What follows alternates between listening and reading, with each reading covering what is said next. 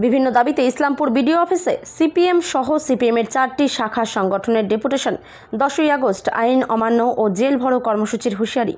একাধিক জনস্বার্থমূলক দাবি দাওয়া নিয়ে ইসলামপুর বিডিও অফিসে স্মারকলিপি জমা দিল সিপিএম এবং তাদের 4টি শাখা সংগঠন। বৃহস্পতিবার ইসলামপুর বাস টার্মিনাস থেকে একটি বিক্ষোভ মিছিল বের হয়। মিছিলটি শহরের বিভিন্ন গুরুত্বপূর্ণ রাস্তা পরিক্রমা করে ইসলামপুর বিডিও অফিসের পৌঁছে ডেপুটেশন প্রদান করে। বিক্ষোভকারীদের দাবি, সাধারণ মানুষের বিভিন্ন সমস্যা দ্রুত সমাধান করতে হবে এবং দীর্ঘদিনের বকেয়া দাবিগুলি অবিলম্বে মেনে নিতে হবে। এদিন ভিডিওর মাধ্যমে রাজ্য সরকারের উদ্দেশ্যে একটি স্মারকলিপিও জমা দেওয়া হয়।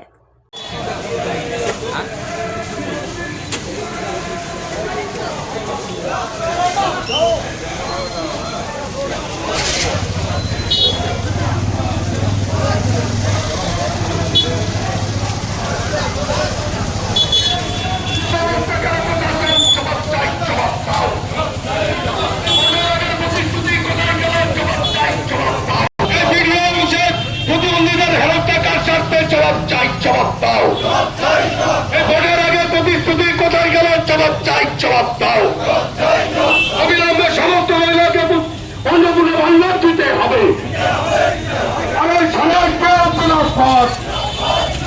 সারা ভারত কৃষক সমাজ জিন্দাবাদ। অবিলম্বে 100 দিনের কাজ চালু করতে হবে।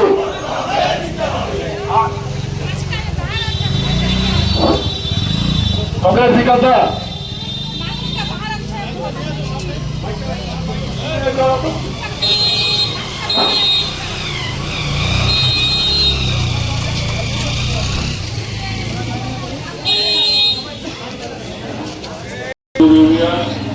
এবং পশ্চিমবঙ্গ মুসলিম উন্নয়ন সমিতি 4টি জনসংগঠনের যাতে সাধারণ মানুষের 24 দফা দাবি নিয়ে আমরা এই সরকারের কাছে ভিডিওর মাধ্যমে আমরা ডেপুটেশন বা স্মারকলিপি প্রদান করব।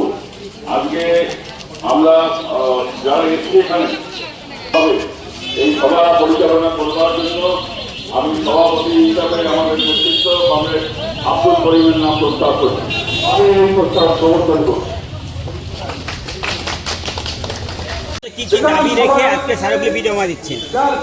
আমাদের এটা 4টা শ্রেণী সংগঠন, সারা ভারত কৃষক সভা, CITU এবং সর্বভারতীয় যে আমাদের ক্ষেতমজুর এবং শ্রমজীবী ইউনিয়ন এবং পশ্চিমবঙ্গ বস্তি উন্নয়ন সমিতি, এই 4টা শ্রেণী সংগঠনের পক্ষ থেকে বর্তমান কেন্দ্রীয় সরকারের যে জনবিরোধী নীতি এবং পাশাপাশি সদ্য নির্বাচিত যে বিজেপি সরকার ক্ষমতা হয়েছে, যে সরকার ক্ষমতা হওয়ার পর সাধারণ মানুষের জীবন জীবিকার উপর একটা আঘাত নামিয়ে আনছে এবং একটা ফ্যাসিবাদী কায়দায় গুন্ডা দমন আইনের নামে আজকে যে আক্রমণ নামিয়ে আনছে, এর বিরুদ্ধে পাশাপাশি হচ্ছে আজকে আমাদের এই এলাকার মানুষ যারা হচ্ছেন চা শিল্পের সঙ্গে যুক্ত, সেই সমস্ত চা বাগানগুলো আজকে জমি মাফিয়ারা তারা লুট করে নিয়ে তারা দখল করে বসে আছে। আমরা দাবি করছি যে সরকারের পক্ষ থেকে ওই সমস্ত জমি মাফিয়াদের থেকে জমি পুনরুদ্ধার করে সেই সমস্ত জায়গায় যাতে করে শ্রমিকরা কাজ করতে পারে সেই ব্যবস্থা করতে হবে। কারণ আমাদের অভিজ্ঞতায় আছে যে এই ইসলামপুরের ব্লক কংগ্রেসের যে সভাপতি ছিলেন এবং রাজনীতিগন্ধির প্রধান, তৃণমূলের বড় নেতা, তিনি হচ্ছেন ডান ব্রাঞ্চের সমস্ত জমি আর অবৈধভাবে দখল নিয়ে লিজ দিয়ে তিনি হচ্ছে অর্থ কামানো করছেন। এখন সেটা ট্রান্সফার হতে হতে বিভিন্ন জায়গায় চলে গেছে। সেই ক্ষেত্রে আমাদের দাবি যে ওই জায়গায় জমিগুলো উদ্ধার করতে হবে, করে তাদের কাজে লাগাতে হবে। এর পাশাপাশি হচ্ছে যে সবচেয়ে বড় যে দাবি আমাদের, সেটা হচ্ছে যে বৈধ ভোটার যারা আমাদের এখানে যাদের 4 পিঢ়ি অর্থাৎ 4টা পুরুষ পার হয়ে গেছে, তাদের ছেলেমেয়েরা এখানে আছে, তাদের ভোটার লিস্টের থেকে নাম বাদ দেওয়া হয়েছে। আমরা চাই প্রকৃত বৈধ ভোটার তাদের নাম নথিভুক্ত করতে হবে।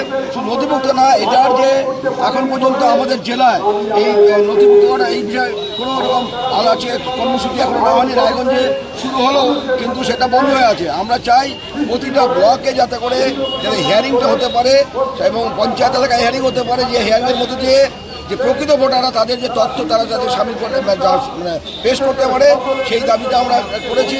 এর পাশাপাশি হচ্ছে এই যে লক্ষ্মী ভাণ্ডার যারা পেয়েছেন বহু পরিবারে, যদিও কিছু ধনী পরিবারের মহিলারাও তারা পেয়েছিলেন, কিন্তু এখন দেখা যাচ্ছে অন্নপূর্ণা যোজনার নামে যারা গরিব, যারা লক্ষ্মী ভাণ্ডার পেতেন, তাদের সেটা বাদ পড়ে গেছে।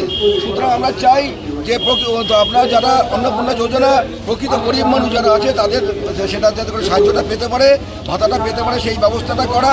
এর পাশাপাশি আবাস যোজনার ইতিপূর্বে বহু দুর্নীতি হয়েছে, আমরা চাই আবাস যোজনা যাতে করে প্রকৃত গরিব মানুষ যারা যাদের বাড়ি নেই তাদের হচ্ছে দেওয়ার ব্যবস্থা করতে হবে। এই দাবিগুলো নিয়ে পাশাপাশি হচ্ছে যে আজকে কৃষক তার ফসল ন্যায্য মূল্য পাচ্ছেন না, ক্ষেত মজুররা সারা বছর কাজ পাচ্ছেন না, আমরা সারের কালোবাজারে চলছে, প্রশাসন কোনো ব্যবস্থা গ্রহণ করছেন না। সুতরাং এই সমস্ত দাবি নিয়েই ভিডিওর কাছে ডেপুটেশন দেওয়া হবে। এই দাবিগুলো যদি পূরণ না হয় তাহলে আপনাদের এই দাবি পূরণ না হলে আমরা যখন আজকে এখানে ডেপুটেশন দিচ্ছি, আমাদের সিদ্ধান্ত হচ্ছে গোটা দেশ জুড়ে আগামী 10ই আগস্ট আমরা হচ্ছে আইন অমান্য জেল ভরা আন্দোলন করব। আমাদের জেলার ক্ষেত্রে আমরা সিদ্ধান্ত গ্রহণ করেছি, যেহেতু আমাদের লম্বা জেলা, সেই জন্য আমরা হচ্ছে রায়গঞ্জ মহকুমা করণদিঘি থেকে রায়গঞ্জের মহকুমার যে আপনার ব্লকগণ রয়েছে সেই এলাকার শ্রমিক সংগঠন কৃষক সংগঠন মিলিতভাবে তারা ডিএম অফিসে তারা হচ্ছে আপনার জমায়েত হবে এবং ডিএম অফিসে আইন অমান্য করে জেল ভরো কর্মসূচি পালন করবে। অনুরূপভাবে আমরাও ইসলামপুর মহকুমার চাকলিয়া, গোয়ালপুকুর, ইসলামপুর, চোপড়া ব্লকের শ্রমিক কর্মচারীরা আজকে এই বিষয়গুলো ব্যবস্থা না গ্রহণ করা হয় তাহলে পরে আমরা হচ্ছে 10 তারিখে আমরা মহকুমা শাসকের দপ্তরে আইন অমান্য করবো, এই কর্মসূচি আমরা নিয়েছি। তারপরে যদি ফসল না হয় আরও বৃহত্তর আন্দোলনে আমরা যাব, ধর্মঘটের পথেও আমরা যাব।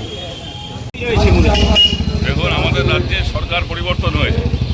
এই পরিবর্তনের পরে তার আগের যে আমাদের অভিজ্ঞতা, আমরা যে বিষয়গুলোকে নিয়ে রাস্তায় ছিলাম, সেই দাবিগুলো যেমন আছে, নতুন কিছু দাবি সংযোজন হয়েছে। এর মধ্যে 24 দফা দাবি নিয়ে আমরা কৃষক সভা, আপনার হচ্ছে সিআইটিইউ, সারা ভারত ক্ষেত মজুর ইউনিয়ন এবং হচ্ছে বস্তি ইউনিয়নের আহ্বানে আজকে এই ডেপুটেশন আমরা দিচ্ছি।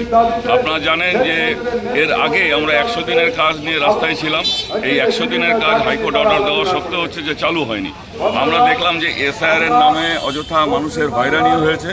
আমরা মনে করি অনেক বৈধ ভোটারের নাম হচ্ছে বাদ গেছে, তাদেরকে অবিলম্বে হচ্ছে যে ভোটার তালিকায় সংযোজন করতে হবে। যেমন অপরদিকে হচ্ছে যে সারা দেশ জুড়ে শ্রমকোড লাগু হয়েছে, আমাদের রাজ্যেও নতুন সরকার লাগু করেছে। এই শ্রমকোডকে বাতিল করতে হবে, কারণ শ্রমিকদের যে অর্জিত অধিকার এখানে সেটা খর্ব হচ্ছে।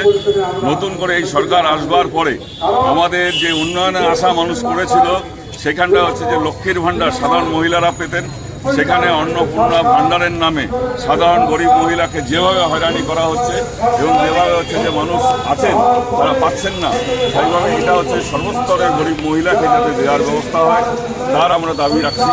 এই সরকার আসবার পরেই রেশন কার্ড নিয়ে যে হয়রানি শুরু হয়েছে, কার রেশন কার্ড বাতিল হয়ে যাচ্ছে, রাতের অন্ধকারে বাতিল হয়ে যাচ্ছে, কী কারণে বাতিল হয়ে যাচ্ছে, ফেসবুকে কিছু ঘুরছে, সরকার কিছু বলছে না। ফলে এই রেশন কার্ড যাতে বাতিল না হয়, রেশন কার্ডের অধিকার যাতে রক্ষা হয়, তার দাবি আমরা যেমন করব। আমরা হচ্ছে যে শ্রমিকদের ন্যূনতম মজুরি 700 টাকা করবার পক্ষে এবং প্রকল্পের যারা আছেন আইসিডিএস, আপনার আশাকর্মী, এদের যে বেতন বাড়িয়েছে, আমরা এর আগেও দাবি করেছি যে তাদের ন্যূনতম বেতন 26,000 টাকা হওয়া উচিত। এবং আমাদের লোকালের কিছু দাবি আছে, জানেন যে আমাদের বন্ধ চা বাগানগুলো আছে, সেই চা বাগানগুলোকে খুলতে হবে এবং জমি মাফিয়াদের কাছে জমিগুলো আছে, সেই জমিগুলোকে সরকার যাতে অধিগ্রহণ করে প্রকৃত যে মালিক তাকে আরও ফেরত দেওয়ার ব্যবস্থা করে। এবং আমাদের ডাঙ্গাপাড়ায় যে ব্রিজ, সেই ব্রিজ হচ্ছে খালি প্রতিশ্রুতি হয়েছে। এই সরকার যাতে এই ডাঙ্গাপাড়ার ব্রিজটাকে করে মানুষের অযথা হয়রানি যাতে বন্ধ হয়, মানুষের যে গরিব মানুষের যে সুরক্ষা, সামাজিক সুরক্ষা, সেটা যেন চালু থাকে, এই কথাগুলোই আমরা ভিডিওর মাধ্যমে সরকারকে বলতে এসেছি। আমরা সরকারকে সময় দিচ্ছি, 2 মাস অতিক্রান্ত হয়েছে, তারা বেশ কিছু প্রতিশ্রুতি দিয়ে মানুষের কাছে এসেছিল। আমরা চাই যেন সেই প্রতিশ্রুতিগুলো যেন পূরণ করে। আমরা এখনই সংঘর্ষে যাচ্ছি না, কিন্তু দাবিগুলো আমাদের সংযোজন করছে, মানুষের হয়রানিটা সরকারের কাছে জানানোর চেষ্টা করছি।